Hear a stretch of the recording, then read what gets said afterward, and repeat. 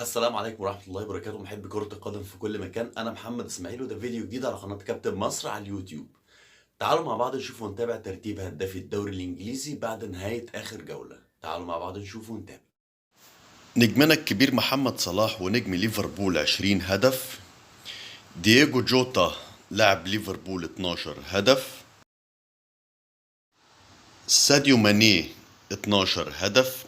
سون نجم توتنهام 11 هدف. إيفان توني لاعب برنتفورد 11 هدف. النجم الكبير كريستيانو رونالدو 11 هدف. هاري كين لاعب توتنهام 11 هدف.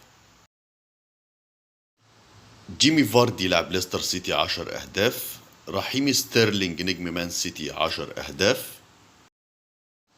النجم الجزائري نجم مان سيتي رياض محرز 10 أهداف.